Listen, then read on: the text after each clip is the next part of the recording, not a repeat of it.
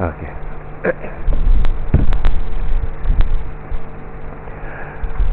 أعوذ بالله من الشيطان الرجيم. بسم الله الرحمن الرحيم. السلام عليكم ورحمة الله تعالى وبركاته. Kita mulakan kuliah kita dengan Ummul Kitab Al-Fatihah. A'udzu billahi minasy syaithanir rajim. Bismillahirrahmanirrahim. Alhamdulillahi rabbil alamin, arrahmanir rahim, maliki yaumiddin. Iyyaka na'budu wa iyyaka nasta'in. Ihdinas siratal mustaqim. Siratal ladzina an'amta 'alaihim ghairil maghdubi 'alaihim waladdallin. Amin. Innal hamdalillah nahmaduhu wa nasta'inuhu wa nastahdihi wa nastaghfiruh. Wa na'udzu billahi min shururi anfusina wa min sayyiati a'malina. Man yahdihillahu fahuwal muhtad wa man yudlil falan tajida lahu waliyyan murshida. Ashhadu an la ilaha illallah wahdahu la sharika lah wa ashhadu anna Muhammadan 'abduhu wa rasuluh. Allahumma salli wa sallim ala habibina wa syafi'ina wa rasulina wa qudwatina Muhammadin sallallahu alaihi wasallam wa ala alihi wa sahbihi wa man tabi'ahum bi ihsanin ila yaumiddin. Rabbi shrah li sadri wa yassir li amri wahlul 'uqdatam min lisani yafqahu qawli. Allahumma rabbi yassir wa la tu'assir. Allahumma rabbi tammim bil khair. Yang saya muliakan Fadil Ustaz Aimi, Tuan Imam, yang saya hormati para pegawai, jawatan kuasa masjid, sahibul fadilah, para asatizah, tuan-tuan guru, para alim ulama, tuan-tuan haji, puan-puan hajjah, ibu-ibu, ayah-ayah, abang-abang, kakak-kakak, muslimin dan muslimat yang dirahmati Allah Subhanahu wa taala. Pertamanya, alhamdulillah, kita merafakkan syukur kepada Allah Subhanahu wa taala yang memberikan keizinan kepada kita untuk hadir ke rumah Allah pada malam ini dan dapat kita mendirikan solat maghrib berjamaah. Dan alhamdulillah, Allah memberikan kepada kita keizinan, kekuatan tubuh badan, kesihatan, kelapangan masa untuk kita terus berada di dalam majlis ilmu bagi kita membincangkan ayat-ayat Allah Subhanahu wa taala melalui tafsirul Quran. Dan kita menggunakan tafsir Al-Munir yang dikarang oleh almarhum Dr. Wahbah Zuhaili. Tuan-tuan yang dirahmati Allah Subhanahu wa taala, kita dah bincangkan sebelum ini berkaitan mukaddimah surah Al-Bayyinah. Betul tak Imam? Imam betul tak? Betul. InsyaAllah malam ni kita baca potongan yang pertama daripada surah Al-Bayyinah ini, ayat yang pertama sehinggalah ayat yang kelima, insyaAllah. Sebab lama tak datang, tahun lepas lah kan? Last saya datang tahun lepas tak? Ni tahun ni first time ni. A'udzu billahi minasy syaithanir rajim.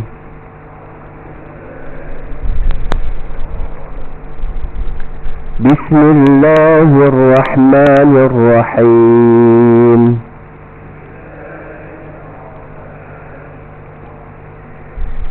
Lam yakunil ladzina kafaru min ahlil kitab wal musyrikin munfakkina hatta ta'tiyahumul bayyinah.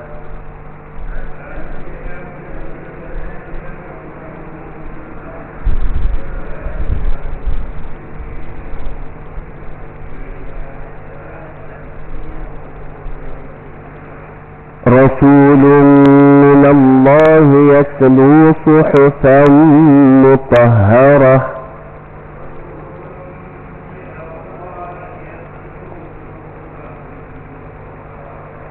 فيها كتب قيمة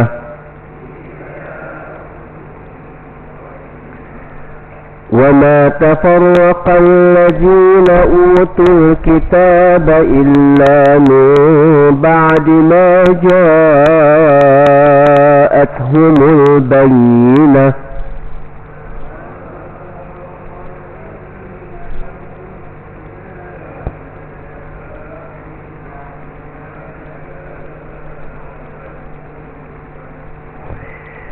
وما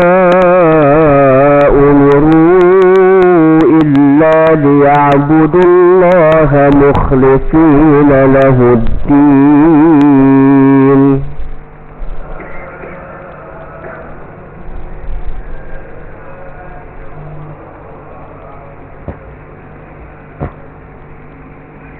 حنفاء ويقيموا الصلاة ويؤتوا الزكاة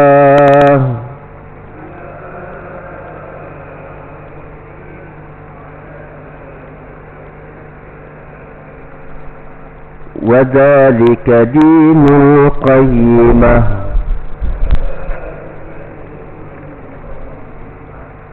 صدق الله العظيم. InsyaAllah. Orang-orang kafir, yakni ahli kitab dan orang-orang musyrik, mengatakan bahawa mereka tidak akan meninggalkan agamanya sebelum datang kepada mereka bukti yang nyata, yaitu seorang Rasul dari Allah, yakni Muhammad, yang membacakan lembaran-lembaran yang disucikan, yakni Al-Quran. Di dalamnya terdapat isi kitab-kitab yang amat berharga, dan tidaklah berpecah belah orang-orang yang didatangkan Alkitab kepada mereka, melainkan sesudah datang kepada mereka bukti yang nyata. Padahal mereka tidak disuruh kecuali supaya menyembah Allah dengan memurnikan ketaatan kepadanya dalam menjalankan agama dengan lurus, dan supaya mereka mendirikan solat dan mengeluarkan zakat, dan yang demikian itulah agama yang lurus. Allah Subhanahu wa ta'ala telah melantik Rasulnya Muhammad. Kita baca tafsir dia, tuan-tuan. Melantik Rasulnya Muhammad sallallahu alaihi wasallam sebagai utusan kepada sekalian alam, termasuklah alam manusia, jin, serta untuk semua umat dan bangsa, sama ada di dalamnya maupun di zamannya maupun pada zaman yang akan datang. Baginda juga diutus untuk semua penganut aliran pemikiran dan juga untuk ahli kitab dan orang-orang musyrikin yang menyimpang daripada agama yang benar. Tuan-tuan yang dirahmati Allah, ayat ini ataupun surah Al-Bayyinah ini adalah surah yang perbincangan yang besar, menceritakan tentang kebenaran agama yang dibawa oleh Nabi sallallahu alaihi wasallam. Nabi sallallahu alaihi wasallam ini adalah lantikan Allah. Dia ni Allah yang lantik, bukan manusia lantik. Dia bukan dilantik dengan cara pilihan raya, tidak dengan cara peperangan. Dia adalah lantikan Allah. Allah yang menentukan pelantikan Nabi, dan Allah lah yang menentukan bahawa Nabi sallallahu alaihi wasallam adalah Nabi penutup kepada segala Nabi. Jadi manusia tak boleh nak interface, tak boleh nak interrupt apa yang dibuat oleh Allah Subhanahu wa ta'ala. Jadi tuan-tuan yang dirahmati Allah Subhanahu wa ta'ala, sebab itu tidak ada suatu ruang untuk kita membuat bantahan. Kerana Nabi ni dia bukan yang berhormat, lantik dalam pilihan raya. Kita rasa tak setuju, kita boleh jatuhkan dia. Kumpul SD, insya-Allah jatuh. Kalau kita rasa tak puas hati, kita boleh buat demonstrasi macam berlaku di Indonesia. Demonstrasi sampai berbulan-bulan, akhirnya letak jawatan. Presiden letak jawatan. Tetapi Nabi sallallahu alaihi wasallam ini adalah lantikan daripada Allah Subhanahu wa taala. Bila Allah lantik, maka Allah berikan perlindungan sepenuhnya kepada Nabi sallallahu alaihi wasallam. Allah bagi kepada Nabi panduan, training, latihan Allah bagi secukupnya kepada Nabi sallallahu alaihi wasallam. Sebab itu dalam Al-Quran Allah sebut, inna sanulqi 'alaika qawlan thaqila. Sesungguhnya kami akan bebankan atas kamu itu dengan satu ungkapan qawlan thaqila. Para ulama mentafsirkan ini surah Al-Muzammil. Allah perintahkan Nabi sallallahu alaihi wasallam supaya bangun tengah malam baca Quran, kerana ini adalah kekuatan bagi seorang nabi. Bangun tengah malam baca Quran tengah malam, warattilil Qur'ana tartila. Kemudian Allah kata, kami akan bebankan, kami akan letakkan di atas bahu kamu, inna sanulqi 'alaika qawlan thaqila. Ada ungkapan yang berat yang akan kami beri kepada kamu. Jadi ada trainingnya. Bukan setakat itu, training jiwa, training fizikal. Diberi ujian, diberi ujian, macam-macam ujian diberi kepada Nabi sallallahu alaihi wasallam. Tidak cukup dengan sekadar ujian, diancam dengan pelbagai bentuk ancaman, bunuh dan sebagainya. Juga diberi ujian dalam bentuk perasaan. Semuanya adalah training yang diberi kepada Nabi sallallahu alaihi wasallam. Sehinggalah Nabi ni benar-benar kental dia boleh bawa agama ni. Jadi tuan-tuan yang dirahmati Allah Subhanahu wa taala, Allah sebut dalam ayat yang pertama, saya nak sebutkan ungkapan yang berat tadi, qawlan thaqila. Ulama pertamanya mentafsirkan dengan qawlan thaqila itu ungkapan Al-Quran itu sendiri berat. Sebab itu bila turunnya ayat Quran kepada Nabi sallallahu alaihi wasallam, dilihat Nabi begitu berat menanggungnya. Berpeluh Nabi, menggigil tubuh Nabi sallallahu alaihi wasallam. Kita ni bila kita angkat benda berat kan, ketak lutut juga. Kan? Jadi begitu sifat Nabi. Dan sahabat-sahabat dapat lihat keadaan Nabi ketika mana turunnya Al-Quran kepada Nabi sallallahu alaihi wasallam. Bila turunnya wahyu, dapat. Dan sahabat-sahabat boleh tengok Nabi berpeluh, Nabi menggigil. Lepas tu Nabi akan bacakan, Allah telah mewahyukan kepada aku sekian-sekian. Pandangan yang kedua mengatakan apa yang ada dalam Al-Quran itu satu amanah yang berat yang perlu ditanggung. Yang amanah itu, tugas Nabi ialah sampaikan. Susah pun tak nak sampaikan ni. Kita yang duduk mengaji tafsir, duduk mengaji macam-macam sirah dan sebagainya kat masjid ni, nak balik menyampaikan kat rumah pun susah. Apatah lagi nak menyampaikan kat orang. Apatah lagi nak sampaikan kepada orang yang kita tak kenal. Susah. Demai malu, demai rasa segan, rasa aku ni yang bagus sangat pun. Kan, nak terang kepada orang ni. Kemudian apa yang nak disampaikan oleh Nabi itu bersifat menongkar arus, bukannya ikut trend. Tidak. Menongkar arus. Apa yang dia buat, apa yang Nabi SAW sampaikan ni betul bercanggah dengan apa yang ada dalam masyarakat. Pastinya lebih sukar, tuan-tuan. Sebab itu berat ungkapan ini. Syariat yang Nabi SAW nak bawa ni berat. Maka tuan-tuan yang dirahmati Allah Subhanahu wa taala, tetapi semuanya itu dibimbing, dilatih oleh Allah Subhanahu wa taala dengan latihan-latihan yang bersifat alami, sifat semula jadi, real punya. Dia bukan macam cerita TV, program reality tu, bukan.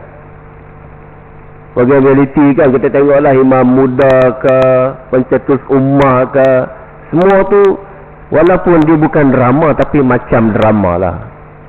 Dia turun kena jumpa masyarakat, tapi sebenarnya itu sebab nak ambil gambar, nak tarik investment je. Maka tuan-tuan yang dirahmati Allah Subhanahu Wa Taala. Sebab apa? Sebab bila dah habis je pencetus rumah punya cerita, nanti orang akan panggil. Orang akan panggil penceramah yang pergi ni ada bayaran dia. Bayaran dia RM5,000. RM5,000 bukan masuk poket ustaz tu semua. Dia akan masuk dalam escrow sikit. Dia buat bisnes. Jadi tuan-tuan yang dirahmati Allah, jadi macam mana dia nak buat program tu supaya menarik perhatian orang?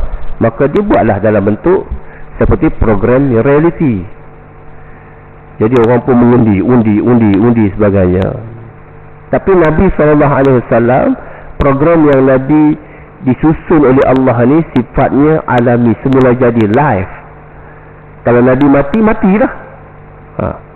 Sebab tu dalam peperangan memang Nabi SAW duduk bertempur bersemuka, hidup dan mati. Nabi menangis dalam peperangan Badar, minta, ya Allah, kalau kau matikan, kalau kau kalahkan tentera ini pada hari ini, tidak akan ada orang yang sembah engkau selepas ini, ya Allah. Maka tuan-tuan yang dirahmati Allah Subhanahu Wa Taala.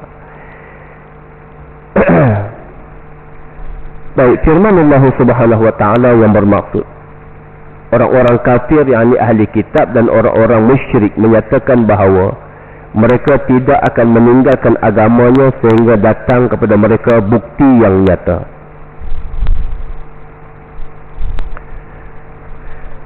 Ini cerita-cerita Bani Israel, cerita-cerita orang dahulu, orang Yahudi dan sebagainya. Bahkan cerita orang hari ini pun kadang-kadang dia nak apa dalil nak kena buat benda ni. Kenapa kita nak kena sembahyang? Apa kelebihan dia? Kenapa nak kena puasa? Apa dia punya manfaat dia?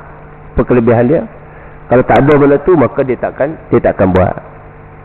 Semua orang dia hidup dengan cara perlu dipanggil perlu dibuktikan secara eksperimental, perlu dibuktikan secara zahir.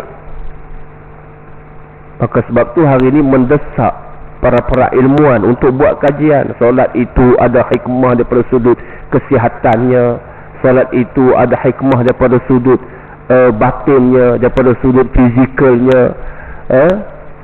Kemudian puasa itu ini semua ni datang selepas apabila ada keperluan. Hakikatnya perintah Allah tidak berhajat kepada semua benda ni. Solatnya, puasanya, zakatnya, segala semua ni tak berhajat kepada kajian-kajian ni. Tetapi sememangnya ketetapan Allah itu selari dengan fitrah manusia, keperluan fitrah manusia. Sebab itu Allah haramkan makan babi. Tak pernah Nabi beritahu pada babi itu ada penyakit yang tak boleh, kalau dimasak, direbus, tak akan hilang dia punya kuman-kuman tu. Nabi tak pernah sebut benda tu. Tak pernah pun Nabi beritahu kenapa diharamkan babi ni. Tetapi orang kemudiannya hari ni, ilmuwan, para ulama kita buat kajian pada binatang itu ada penyakit-penyakit yang tak boleh dibunuh walaupun direbus, walaupun dibakar. Jadi bila dimakan, dia akan membawa penyakit kepada tubuh manusia, mudarat pada tubuh manusia. Syariat dia tidak datang dengan membawa alasan itu. Syariat mengajar kepada kita, kamu buat kerana ini adalah perintah Allah. Jadi orang Yahudi dia memang nak benda ni, dia nak menunggu ada bukti yang nyata. Adakah bila mana datang bukti yang nyata mereka akan beriman? Tak juga. Sebenarnya ini alasan, satu alasan. Orang-orang Yahudi, Kristian serta penyembah berhala daripada kalangan orang musyrikin Arab, mereka semuanya tidak mahu beriman terhadap risalah Nabi sallallahu alaihi wasallam dan engkarkan kenabian baginda, sehinggalah datang hujah dan penjelasan yang jelas, iaitu Rasulullah sallallahu alaihi wasallam dan Al-Quran. Barulah mereka meninggalkan kesesatan dan membebaskan diri daripada kekufuran yang mereka warisi turun-temurun. Kalau kita membaca dan kita menelusuri sirah Nabi sallallahu alaihi wasallam, Syekh Muhammad Said Ramadan Al-Buti dia menuliskan bahawa kenapa berlaku penentangan terhadap dakwah Nabi ni. Sebab apa mereka menentang dakwah Nabi? Sebab apa tuan-tuan? Bukan sebab bukti ni, bukan sebab mereka nak tengok kebenaran yang dibawa oleh Nabi sallallahu alaihi wasallam ini. Mereka menafikan kebenaran Nabi sallallahu alaihi wasallam ini kerana beberapa faktor. Kata Syekh Ramadan Al-Buti, yang pertama kerana faktor ekonomi. Orang Quraisy Mekah ni, mereka ni conquer ekonomi, memonopoli ekonomi di Mekah ni. Orang-orang yang datang ke Mekah, pedagang-pedagang yang datang ke Mekah, Allah ni menjadikan Mekah itu sumber rezekinya adalah daripada sumber perniagaan. Dia tak ada pertanian, tuan-tuan. Tuan-tuan pergi lah cari, tak ada padi kat Mekah. Orang tak tanam padi. Kurma ni dia banyak di bumi Madinah. Sebab tu kita pergi kebun kurma di Madinah. Banyaknya di sebelah sana. Mekah dia tak ada apa, tetapi Mekah menjadi pusat kepada perdagangan. Jadi orang datang bawa ni sebagainya, mereka berkumpul dan dikhabarkan, diberitakan bahawa orang-orang yang bisnes ini mereka akan pergi keluar, pergi ke Syam. Musim sejuk mereka akan pergi ke Yaman, musim panas mereka akan pergi ke Syam, dan mereka akan bawa balik hasil perniagaan mereka. Hari Jumaat mereka akan berkumpul di Kaabah. Mereka akan isytihar mereka punya harta ni, isytihar keuntungan mereka. Bagi tahulah, oh aku sekian untung sekian. Jadi siapa yang paling banyak membawa keuntungan, maka dia akan dinobatkan sebagai orang yang berjaya lah. Sebagai orang yang berjaya. Maka menidurilah wanita-wanita ni sebagainya. Jadi masing-masing lah, yang bisnesmen dengan cara bisnesmennya, kemudian yang ahli syair ni, mereka akan buat syair-syair yang hebat-hebat. Mana yang hebat-hebat itu, yang menang itu, mereka akan gantung di dinding-dinding Kaabah. Gantung di dinding Kaabah. Dia sebut sebagai al-mu'allaqat, syair-syair jahili. Gantung kat dinding Kaabah. Jadi syair-syair yang hebat tu duduk kat situ. Ini cara budaya. Nabi SAW bila bawa Islam, Nabi jadikan hari Jumaat adalah hari perhimpunan. Jadi apa salahnya dengan apa yang berlaku di Kaabah pada musim jahiliah itu? Apabila mereka mengisytiharkan kekayaan mereka, maka dia memberikan penghinaan kepada orang-orang ajam. Mereka ni duk bangga sangat dengan orang-orang Arab mereka ni. Jadi orang-orang yang bukan Arab ni rasa terpinggir. Jadi ada satu double standard dalam masyarakat jahiliah tu. Bila Nabi SAW datang, Nabi ubah di Madinah ni. Nabi jadikan solat Jumaat adalah perhimpunan umat Islam setiap minggu. Dan Nabi jadikan setiap orang yang datang solat Jumaat itu, mereka saling kenal antara satu sama lain. Sehingga kan dikhabarkan bahawa Nabi SAW kenal setiap orang yang datang pada waktu itu. Maksudnya Nabi kenal orang ni, kenapa tak datang ni. Nabi kenal setiap orang. Begitu akrabnya mereka ni. Kalau kita, tuan-tuan, payahlah. Bukan setakat Tok Imam tak kenal. Di Korea pun tak kenal Tok Imam. Imam ada atas khatib khutbah ni, dia macam mimbar pun dia tak kenal. Siapa dia tu? Dia kata, nampak macam tua je. Memanglah tua, kau dah 20 tahun tak pernah datang masjid. Sekali kau tengok, aku tengok dulu muda, sekarang dah tua. Memanglah berapa puluh tahun tak datang masjid. Jadi sekali-sekala dia datang masjid, dia tengok imam makin lama makin tua, dia tanya siapa? Kan? Jadi tuan-tuan dan rahmati Allah Subhanahu Wa Taala. Macam cerita Isra wal Mi'raj. Macam cerita apa? Lailatul Qadar lah kan? Orang kata Lailatul Qadar, pokok sujud. Kemudian pun datang masjid, ada qiyamul lail. Sekali dia tengok, kubah tu bawah, malam ni confirm Lailatul Qadar. Dia tak tahu masjid tu buat renovate, tepat kubah kat bawah. Kan? Jadi tuan-tuan dan puan-puan, kan pening orang sekarang ni sebab jarang-jarang datang masjid. Baik, muslimin dan muslimat yang dirahmati Allah Subhanahu wa taala. Jadi Nabi sallallahu alaihi wasallam mengubah kehidupan, mengubah keadaan masyarakat itu daripada hidup berbangga-bangga kepada hidup saling kenal, mengenal, berkasih sayang antara para sahabat yang ada pada waktu itu. Ini Islam, dia buat perubahan ini.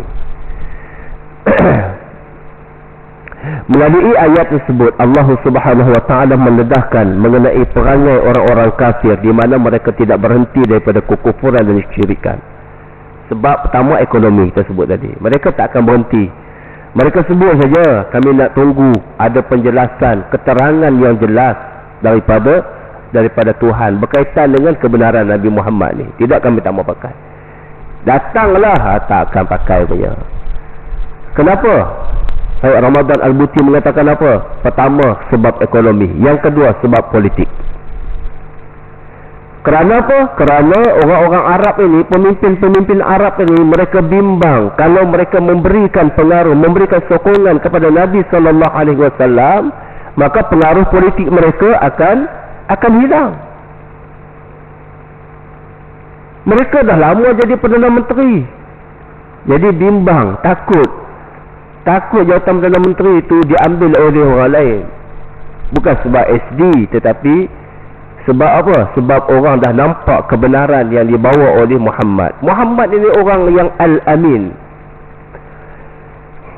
Tuan-tuan yang dirahmati Allah, dalam sirah disebutkan bahawa nama Muhammad itu dipilih dalam keadaan tidak ada seorang pun yang diberikan dengan nama Muhammad. Tak ada orang Arab yang nama Muhammad ni, tak ada. Jadi orang semua terkejut.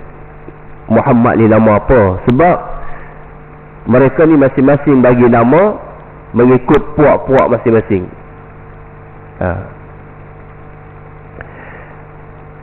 Nabi kita Muhammad sallallahu alaihi wasallam ni dilahirkan, ramai orang yang seronok, tuan-tuan. Abu Lahab seronok, Abu Talib seronok, semua orang seronok. Diberitahukan, Siti Aminah beritahu dekat Abdul Muttalib, datuk dia, bapa dia, beritahu dekat Abdul Muttalib. Abdul Muttalib ini datang jumpa Nabi, dia punya seronok, dia bawa Nabi tawaf Kaabah ni. Dia bawa Nabi ni tawaf Kaabah. Pertama dia seronok sebab Nabi Muhammad ini adalah lelaki. Sebab bagi orang jahiliah, orang Mekah, perempuan itu, kalau kita pun tahu kan, di zaman jahiliah, wanita-wanita yang lahir ni ditanam hidup. Ditanam. Ada sejarahnya dan ada kisahnya, disebutkan oleh kitab-kitab lama. Dikatakan kenapa orang jahiliah di Mekah ni, orang perempuan yang lahir, kalau anak perempuan ditanam hidup, dia ada sebabnya. Kalau zaman Nabi Musa, yang lahir itu, bayi itu kalau lelaki dibunuh. Sebab bimbang, takut, kerana Fir'aun ni dia dah tanya dengan tukang tilik mimpi dia kata akan ada orang yang akan merampas takhta dia. Maka dia bunuh mana-mana lelaki yang lahir. Tapi takdir Allah Subhanahu wa taala, akhirnya Nabi Musa dibesarkan di dalam istana Fir'aun sendiri, anak angkat dia. Ni Allah punya kerja. Di zaman Nabi SAW, zaman jahiliah, anak perempuan yang dibunuh, ditanam dia hidup. Kerana apa? Kerana sebelum itu ada kepercayaan dalam kalangan masyarakat jahiliah. Ini kepercayaan mereka, walaupun sesat. Kepercayaan mereka bahawa anak perempuan ini adalah anak malaikat. Ini anak malaikat. Jadi mereka dipercaya malaikat ni duk main ke atas ni, duk lompat-lompat ke awan, ke langit ni, tiba-tiba jatuh. Dia saya cerita ni macam lawak, tapi ni kepercayaan dia. Jatuh, bila jatuh ke bumi, dia masuk dalam perut wanita lah. Jadi mengandung. Bila mengandung, keluar anak perempuan. Jadi macam mana orang Arab jahiliah ni, Dia nak pulang, dia nak menghormati. Mereka ni sangat menghormati malaikat ni. Jadi mereka nak pulangkan balik anak perempuan ni tak boleh, tinggi. Nak naik tangga tak boleh. Nak hantar ke langit. Jadi caranya ialah tanam hidup-hidup. So bila tanam, dia akan naik sendiri. Itu sejarahnya. Yang kedua, pandangan ahli sejarah menyatakan bahawa orang Arab ni, jahiliah ni, mereka ni banyak hutang. Mereka banyak hutang. Hutang mereka ni sehingga mereka tidak mampu untuk langsaikan. Jadi oleh kerana mereka tak boleh nak selesaikan, orang yang bagi hutang ni buat syarat. Kalau kamu lahirkan anak perempuan, kamu besarkan dulu anak perempuan kamu tu, sampai dia umur 9 tahun, 10 tahun, kamu bagi dekat aku. Jadi hutang kamu dikira settle. Jadi mereka tak sanggup nak bagi anak perempuan mereka dalam keadaan anak tu dah besar, kemudian menjadi perempuan simpanan kepada orang-orang yang berkuasa pada waktu tu. Jadi cara macam mana mereka tak nak menyebabkan mereka rasa bersalah dan sebagainya, mereka tanam dia hidup. Mati anak tu. So tak payah nak bagi dekat orang yang mereka hutang tu. Itulah dua perkara yang disebutkan oleh ulama dalam kitab-kitab kuning dulu, cerita kenapa orang jahiliah di zaman Nabi sallallahu alaihi wasallam, di zaman di Mekah itu, mereka tanam anak mereka hidup. Baik, tuan-tuan yang dirahmati Allah. Jadi pemimpin-pemimpin Quraisy Mekah ni, mereka tak boleh terima kalau Nabi sallallahu alaihi wasallam mempunyai pengaruh yang besar. Kerana ini kuasa politik. Kuasa politik ini adalah kuasa wang. Mereka ada kuasa, mereka boleh buat apa saja. Mereka boleh berharta dengan kuasa mereka. Jadi tak boleh bagi kepada Muhammad. Jadi mereka tentang Nabi sallallahu alaihi wasallam. Mereka bukan tentang kebenaran ayat Al-Quran itu, wahyu itu, tapi mereka tentang kerana kalau Nabi berkuasa, habislah kita. Baik, tuan-tuan yang dirahmati Allah. Yang ketiga, disebabkan amalan nenek moyang mereka. Jadi mereka tak boleh nak move on. Tak boleh nak move on. Mereka tak boleh terima ajaran yang dibawa oleh Nabi sallallahu alaihi wasallam. Sebab apa? Sebab nanti kita akan sebut kat sini, kerana bagi mereka apa yang Nabi bawa itu membawa kepada perpecahan. Nanti dia akan sebut kat sini. Kita akan jumpa ayat ini insya-Allah. Nabi SAW membawa dakwah ini yang menyebabkan berlakunya perpecahan, sebagaimana yang didoakan oleh Abu Jahal di dalam peperangan Badar. Kata Abu Jahal, "Ya Allah, ya Tuhanku, kamu perkenankanlah janjimu kepada mereka-mereka yang benar, kerana Muhammad ini membawa ajaran yang memecahkan silaturahmi dan ajaran yang tak pernah ada sebelum ini. Maka kalahkan dia dalam peperangan ini, ya Allah." Ini doa Abu Jahal ni. Ini kepercayaan orang. Kerana mereka mengatakan apa yang Nabi bawa ni perpecahan. Nampak macam ada tak berlaku zaman sekarang ni? Ada lah. Bila kita terang pasal Islam sikit, dia kata ni pecah belah masyarakat lah ni. Jadi tuan-tuan yang dirahmati Allah, Allah jawab nanti insya-Allah. Saya nak baca ya, Allah jawab ni dalam Quran, ayat ni juga, surah ni juga. Kemudian Allah Subhanahu wa taala menjelaskan pula tentang maksud al-bayyinah, firman Allah yang bermaksud, iaitulah apa maksud al-bayyinah? Firman Allah iaitulah seorang rasul daripada Allah, Muhammad, yang membacakan lembaran-lembaran yang disucikan yakni Al-Quran. Di dalamnya terdapat isi kitab-kitab yang berharga. Al-Bayyinah yang dimaksudkan ialah Muhammad sallallahu alaihi wasallam yang diutuskan sebagai rahmat kepada sekalian alam. Muhammad telah mengajar mereka tentang segala yang terkandung di dalam Al-Quran, yang bersih dari segala kekarutan dan pembohongan, perkara-perkara syubhat dan kekufuran, kesamaran dan penyelewengan. Bahkan Al-Quran yang dibawa itu adalah kitab yang benar, yang menjelaskan perkara-perkara yang syubhah di kalangan ahli-ahli kitab dan orang-orang musyrikin dalam perkara agama. dalam Al-Quran terdapat ayat-ayat dan hukum hakam yang benar dan penuh hikmah tanpa sebarang penyelewengan daripada kebenaran. Al-Quran adalah kitab pembimbing, petunjuk, pemulih dan hikmah sebagaimana firman Allah yang bermaksud, ia yakni Al-Quran tidak diserapi dengan kebatilan baik kini maupun nanti. Daripada awal turunnya Al-Quran sampailah ke hari kiamat tidak akan ada penyelewengan di dalam Al-Quranul Karim. Inilah dia Al-Bayyinah, Nabi yang akan mendatang menerangkan isi kandungan Al-Quran kepada manusia. Tidak ada sesuatu yang disembunyikan daripada dakwah Nabi sallallahu alaihi wasallam. Dan kebenaran itu terbukti. Kebenaran yang Nabi bawa ini terbukti, proven. Hukum syariatnya, hikmahnya. Sebab itu saya sebutkan tadi, sembahyang tak pernah dikaji dah, tetapi bila kita kaji, kita akan nampak kebesaran Allah Subhanahu wa ta'ala. Bila kita dengar Quran, kita akan rasa ketenangan. Kita sendiri akan merasakan perkara tersebut. Ini terbukti, tuan-tuan. Terbukti.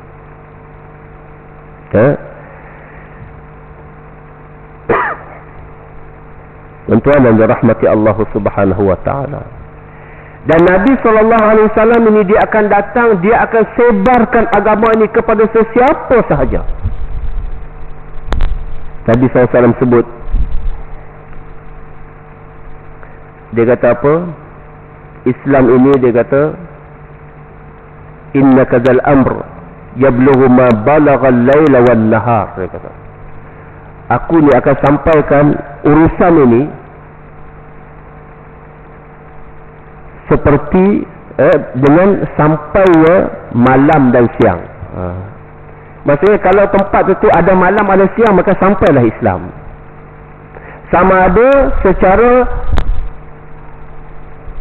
sukarela ataupun secara terpaksa.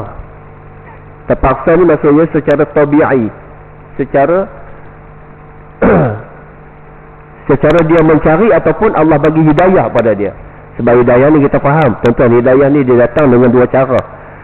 Pertama, hidayah intibahah, hidayah yang datang kita tak boleh planning, tetapi dia datang sendiri. Sebab tu kalau kita tengok dalam TikTok hari ni, kita akan jumpa orang-orang yang dulunya menghina Islam, anti-Islam, orang-orang barat ni anti-Islam, mereka macam-macam statement mereka buat. Kalau aku jumpa orang Islam, aku akan henyak, aku akan bunuh dia, aku akan bakar masjid-masjid, aku akan pijak Al-Quran. Ni semua ni orang-orang yang berbeza ni. Hari ini mereka dah mengucapkan kalimah syahadah. Siapa yang bagi hidayah ni? Allah. Mereka cari, mereka tak cari. Satu masa dia ni nak cerita ni, dalam keadaan dia tengah menghina Islam ni, buat live dekat TikTok ni, buat live dekat Facebook, hina Islam, kata macam-macam. Kemudian dia ditimpa dengan satu masalah yang dia tak boleh nak settle down masalah dia.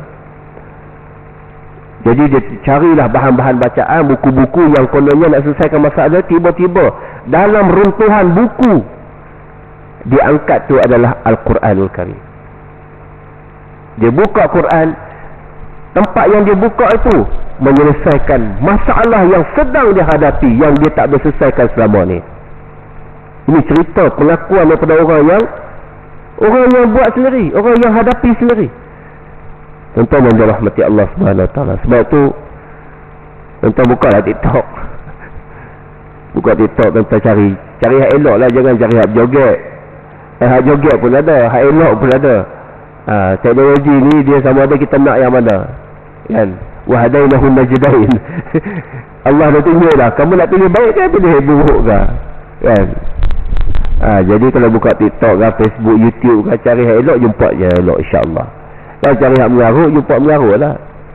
Tapi bahaya juga buka hak elok, kalau sementara nak dapat hak elok tu, dia jumpa joget dulu, jumpa layan dulu, joget dulu, kan? Dandu pula, Allah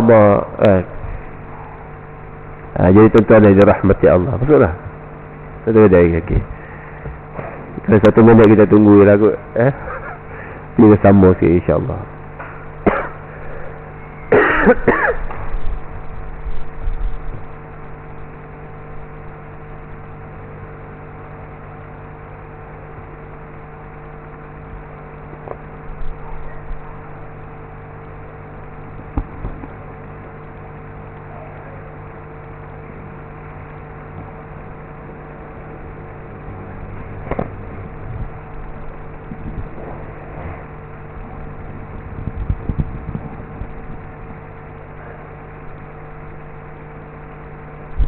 Subhanallah walhamdulillah wa la ilaha illallah wallahu akbar wa la hawla wa la quwwata illa billahil aliyyil azim.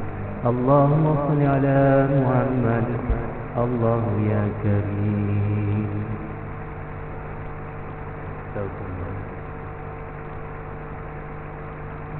Bismillahirrahmanirrahim.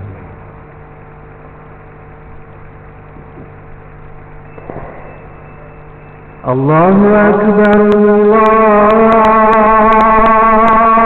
akbar, Allahu akbar, Allahu akbar, Allahu akbar,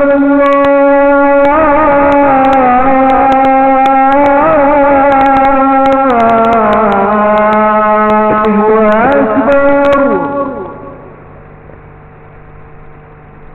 Asyhadu an la ilaha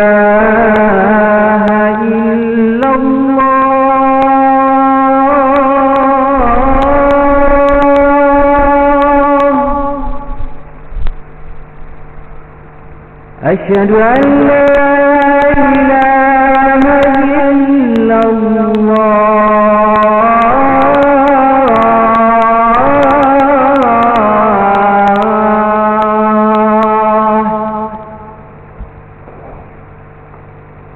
أشهد أن محمدا رسول الله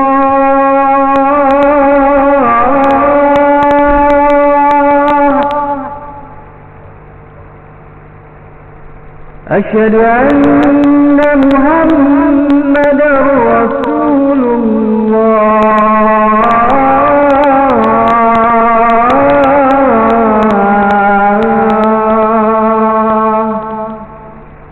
محمد رسول الله.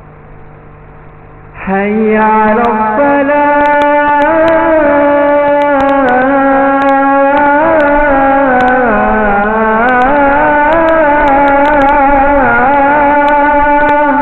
لا حول ولا قوة إلا بالله العلي العظيم. حي على الصلاة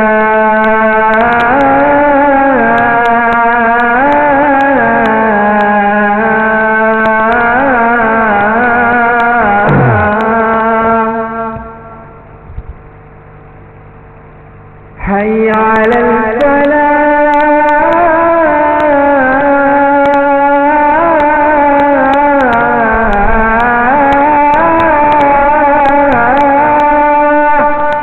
لا حول ولا قوة إلا بالله العلي. حي على لا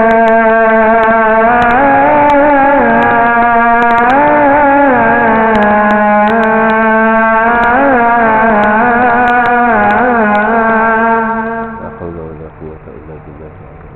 الله أكبر، الله أكبر، الله أكبر، الله أكبر. لا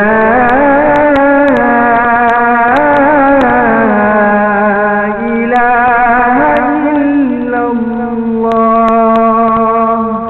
لا إله إلا الله محمد رسول الله. اللهم صل على محمد وعلى آله وصحبه. آت سيدنا محمدا الرسالة والفضل والشرف ودرجة.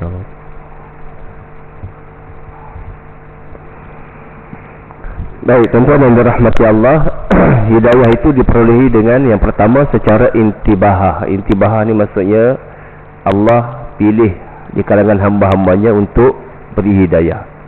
Allah sebut dalam Al-Quran, innaka la tahdi man ahbabta walakinallaha yahdi man yasha. Sesungguhnya kamu tidak boleh untuk bagi hidayah. Kamu tidak boleh bagi hidayah kepada sesiapa yang kamu sayangi, tetapi Allah lah yang memberi hidayah kepada sesiapa yang dikehendaki. Jadi Allah susun Kita ni dah dapat hidayah sebab Allah berkehendak. Allah berkehendak kita ni tuan-tuan. Berkehendak ni. Disebutkan dalam tafsir Al-Manar, Syekh Muhammad Abduh menguraikan ada 4 jenis hidayah. Pertama, hidayah tabi'iyah. Hidayah ni semula jadi. Siapa-siapa saja boleh ada hidayah ni. Hidayah makan, hidayah ni tabi'iyah, secara semula jadi. Yang kedua, hidayah al-hawa. Hidayah hawa nafsu, kecenderungan. Yang ini pun boleh, siapa-siapa pun boleh. Allah akan beri dorongan kepada dia. Nak itu, nak ini, ada. Yang ketiga, hidayatul akal. Petunjuk ilmu, petunjuk akal dia. Dia boleh cari ilmu, cari apa. Boleh kumpul CJ SPM, CJ PhD, CJ, segala macam CJ dia boleh dapat. Hidayatul akal. Yang ini sama ada dia boleh pergi menuntut ataupun dia boleh dapat daripada pengalaman hidup. Ada orang tak ada CJ pun, tak pergi sekolah, tapi dia ada pengalaman. Pengalaman dia tu menjadi knowledge baginya, menjadi ilmu, mengisi di dalam akal dia. Kanak-kanak yang duduk berjalan, kita duduk berjalan. Boleh berjalan tu berapa kali jatuh. Berjalan juga. Sampai sekarang ni boleh melompat segala macam dah. Sebab apa? Sebab pengalaman itu menjadi ilmu, mengisi di dalam akal dia. Akhirnya akal dia tu terisi. So pengalaman itu jadi ilmu dia. Yang ni akal. Yang keempat, yang ni lah ulama kata, ini dipanggil hidayatuddin, iaitulah petunjuk agama. Tak semua orang ada hidayah akal boleh mencetus kepada hidayah agama. Ada orang CJ panjang lebar, tapi hidup agama tak ada. Yang ni kena minta banyak-banyak. Ihdinas siratal mustaqim. Ya Allah, tunjukkan kami petunjuk, berikan kami jalan yang lurus. Yang ni kita kena minta doa dengan Allah Subhanahu wa taala. Ini kita kena minta. Yang ni dah dikatakan minta dengan cara apa? Pertama tadi intibahah, yang kedua istiqamah. Intibahah, istiqamah. Ini cara seorang itu dapat hidayah Allah Subhanahu wa taala. Kita dah ada hidayah dah. Cara nak kawal hidayah kita macam mana? Istiqamah. Datang masjid. Yang ni kita kena planning, kena rancang dalam diri kita. Tak boleh buat sambil lewat. Betul, kita ni Islam, tapi Islam kita kalau kita tak jaga betul-betul, lama-lama dia boleh hilang. Macam mana generasi-generasi sebelum zaman Nabi SAW yang mereka ni beriman kepada agama Hanif. Disebutkan oleh Syekh Ramadan Al-Buti, dia kata berapa tempoh ratusan tahun, akhirnya agama Hanif itu luntur dan dicampur adukkan dengan amalan jahiliyah. Habis.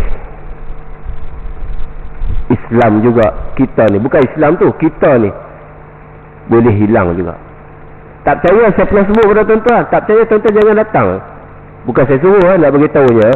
Kalau kita buat testimoni, tak payah datang masjid, seminggu tak datang masjid. Tuan-tuan akan tengok apa jadi pada diri tuan-tuan. Lepas tu kita nak datang balik, dia punya lemaunya, malasnya, dia akan datang perasaan tu. Dia akan datang. Juga bila ada kuliah ya, tuan-tuan pum pergi makan. Tak datang kuliah, pergi restoran sebelah tu. Bila kuliah aja, ustaz ni kan, ustaz ni tak boleh lah, sakit telinga, pergi sebelah tu. Bila nak datang dia jadi berat, dia jadi payah. Sebab dia tak dikontrol, tak dikawal. Kita kena jaga hidayah ini. Agama ni kita kena jaga. Tuan-tuan yang dirahmati Allah Subhanahu wa taala. Macam mana setiap individu kena jaga agama, begitu jugalah dia boleh sampai kepada sebuah negara, dia kena jaga agama ni. Sebab tu dia kena ada orang yang boleh menjadi hirasah. Hirasah ni apa? Penjaga. Hirasatuddin, penjaga agama. Jadi kalau kita untuk diri kita pun kita kena jaga. Sebab tu Nabi kata apa? Kalaulah kamu hidup di satu zaman, ini ditanya oleh Huzaifah Al-Yaman, dia tanya apa? Kalau ya Rasulullah, kami hidup di zaman yang masyarakatnya rosak, apa kami nak kena buat? Nabi kata talzamu jama'atul muslimin, kamu kena bersama dengan jamaah Islam, duduk dengan jamaah yang betul-betul jaga ni Islam ni. Kata Huzaifah, kalau tak ada ya Rasulullah, kamu kena selamatkan akidah kamu, lari masuk dalam hutan, walaupun kamu hanya makan akar-akar kayu saja. Maknanya kita kena jaga agama, kena urus diri kita ni, tuan-tuan yang dirahmati Allah. Baik, saya nak jawab, nanti kan jadi terkeliru kita. Saya sebutkan apa tadi berkaitan dengan perpecahan tadi. Ahli-ahli kitab ni mereka menyangka bahawa Nabi SAW, bukan ahli kitab saja, kafir Quraisy sekalipun mereka menyangka bahawa dengan apa yang Nabi SAW datangkan ini membawa perpecahan dalam masyarakat. Adakah ini benar? Dan sepertinya ia benar dari setengah-setengah orang, walaupun zaman hebat maju pada hari ini. Jadi ramai orang nak canang ni, Islam datang bawa perpecahan, Islam datang berpecah, Islam datang ni. Jadi kita pun nak buat dah perpaduan pula, sebab berpecah dah. Baik, nak sebutnya apa? Apa makna perpecahan? Perpecahan yang dimasukkan dalam Al-Quran Al-Karim ialah seseorang itu lari daripada Islam. Bila dia keluar daripada Islam, dia tinggalkan Islam, dialah yang membuat perpecahan. Jadi kita yang nak jaga Islam ni, tuan-tuan, bukan buat perpecahan. Kalau tidak, Nabi lah berpelopor perpecahan. Tapi tidak, Nabi membawa ajaran agama. Kita bagi contoh macam ni lah, tuan-tuan. Satu pokok, ada dahan, ada ranting, tiba-tiba dahan dia terkopak. Kita nak kata batang terkopak ke dahan terkopak?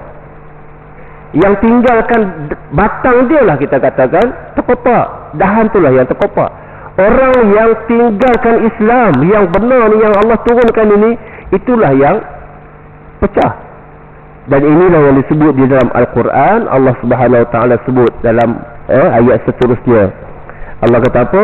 Kemudian dalam ayat seterusnya Allah Subhanahu Wa Taala menjelaskan perpecahan dalam kalangan kitabiyin, iaitulah ahli kitab. Firman Allah, tidaklah berpecah belah orang-orang yang didatangkan dengan kitab kepada mereka, melainkan sesudah datang kepada mereka bukti yang nyata. Bila datangnya kebenaran, maka mereka lari, maka itulah orang yang berpecah belah. Dan insya-Allah kita akan sambung, kita akan huraikan ini dalam pertemuan kita yang akan datang. Jadi nak sebutnya bahawa apa yang Nabi bawa ini adalah nak bawa manusia kepada batang tadi ni, batang pokok tadi ni, iaitulah Islam ni. Nak bawa kepada Islam ni. Adapun orang yang lari daripada Islam ni, mereka inilah yang membawa kepada perpecahan. Mereka inilah yang berpecah, yang disebutkan di dalam Al-Quran. Ahli kitab, mereka dah pegang elok-elok dah kitab ni. Tapi bila datang Nabi SAW membawa kebenaran, mereka lari daripada Nabi SAW. Mereka lari daripada Nabi SAW. Maka tuan-tuan yang dirahmati Allah, disebutkan dalam tafsir kita ini, maksudnya janganlah kamu berdukacita wahai Muhammad terhadap ahli kitab. Perpecahan dan perselisihan mereka itu bukanlah kerana kekeliruan yang ada pada mereka. Sebaliknya perpecahan tersebut berlaku selepas jelas ternyata kebenaran dan kesahihan serta kedatangan petunjuk yang memandu ke arah kebenaran dan bukti yang jelas datangnya pembimbing ke jalan agama yang benar dan keterangan yang jelas, iaitulah Muhammad sallallahu alaihi wasallam. Pecah itu sebab bila datangnya kebenaran. Jadi tuan-tuan yang dirahmati Allah, kalau kita bagi satu analogi lagi, bila kita duduk di satu tempat yang gelap, semuanya gelap ni, tiba-tiba datang satu cahaya putih. Putih cahaya tu. Yang putih itulah yang membezakan. Di antara semua-semua yang gelap, inilah yang membezakan. Dan yang putih itulah yang betul. Jadi inilah yang dibawa kepada kita daripada surah Al-Bayyinah ini. Sebab tu saya sebutkan bahawa surah Al-Bayyinah ini adalah surah yang masyhur.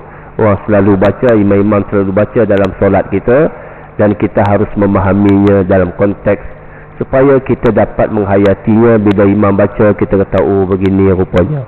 Jadi insya-Allah kita akan cuba menjadi orang yang benar-benar mengikut panduan Al-Quranul Karim, bukan hanya sekadar membaca tetapi mengikut petunjuk yang dibawa oleh Nabi sallallahu alaihi wasallam, tidak seperti mana yang diperlakukan oleh ahli kitab, walaupun mereka ni orang yang hebat, walaupun mereka ni orang yang boleh membaca kitab, tetapi mereka lari daripada kebenaran yang dibawa oleh Nabi sallallahu alaihi wasallam.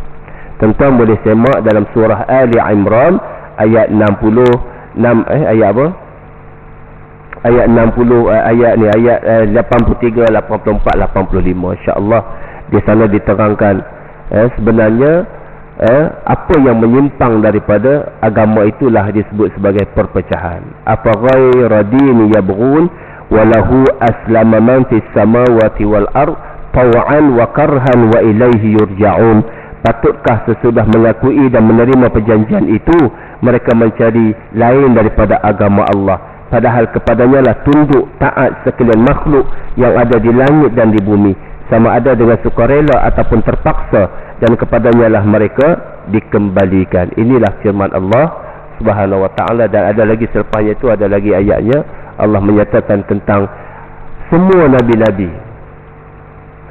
semua nabi-nabi, Nabi Ibrahim, Nabi Ismail, Nabi Ishaq, Nabi Yaqub, semua itu adalah beriman kepada agama Allah, iaitulah disebut sebagai agama Islam. Islam tu maksud apa? Islam tu maksudnya menyerah diri kepada Allah Subhanahu wa ta'ala. Jadi menjawablah dengan apa yang sedang berlaku dalam 2-3 hari ini berkaitan dengan Ashabul Kahfi. Bawalah zaman mana pun semuanya mereka ini beriman kepada Allah. Tidak ada konsep Trinity, tidak ada kepercayaan 3 Tuhan yang dipegang oleh Ashabul Kahfi.